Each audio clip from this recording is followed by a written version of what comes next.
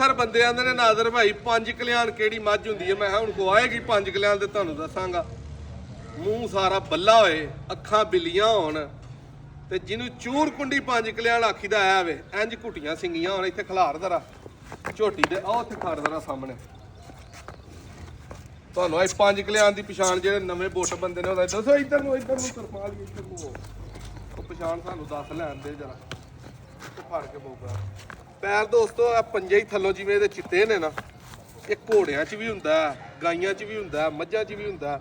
ਪੰਜੇ ਹੀ ਪੈਰ ਥੱਲੋਂ ਚਿੱਟੇ ਹੋਣ ਜਿਵੇਂ ਇਹਦੇ ਨੇ। ਪਿਛਲੇ ਦੋ ਜ਼ਿਆਦਾ ਚਿੱਟੇ ਨੇ, ਅਗਲੇ ਦੋ ਵੀ ਤੁਹਾਨੂੰ ਅੱਧੇ ਅੱਧੇ ਨਜ਼ਰ ਆਉਂਦੇ ਨੇ, ਥੱਲੋਂ ਚਿੱਟੇ ਨੇ। ਮੁੱਛ ਬੱਗੀ ਹੋਏ ਜਾਂ ਮੂੰਹ ਸਾਰਾ ਬੱਲਾ ਹੋਏ, ਅੱਖਾਂ ਬਿੱਲੀਆਂ ਹੋਣ, ਇਹਨੂੰ 5 ਕਲਿਆਣ ਆਉਂਦੇ ਨੇ।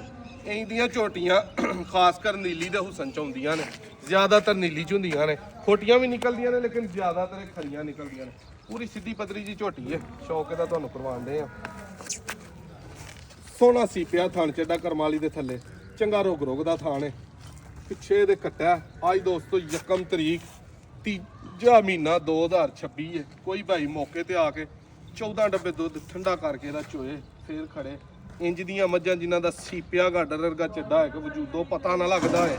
ਸੂ ਤੋਂ ਲੈ ਕੇ ਥੱਲੇ ਤੱਕ ਵੇਖ ਲਓ ਕਿ ਕਿੱਥੋਂ ਚੱਡਾ ਸ਼ੁਰੂ ਹੋਇਆ ਤੇ ਕਿੱਥੇ ਮੁੱਗਾ, ਕਿਸੇ ਨੂੰ ਪਤਾ ਨਹੀਂ ਲੱਗਣਾ। ਤੇ ਇਹ ਥਣ ਪੂਰਾ ਮੁੱਠ ਦਾ ਰੁਗ ਦਾ ਇਹਨਾਂ ਦੁੱਧ ਦੇਣਾ। ਲਿਆ ਭੋਗੋ ਇੱਧਰ, ਤਸੱਲੀ ਨਾਲ ਤਾਂ ਸ਼ੌਕ ਕਰੋ ਪੂਰੇ ਭਾਰ ਨਾਲ। ਉਛਲ ਦੀ ਇੱਕ ਹੱਡੀ ਬਰੀਕੀ ਦੀ ਬਾਹਰੋਂ ਤੁਹਾਨੂੰ ਲੱਭੇਗੀ, ਗੌਰ ਨਾਲ ਵੇਖੋਗੇ ਨਾ ਤੇ ਹਰ ਸ਼ੈ ਪਈ ਲੱਭੇਗੀ।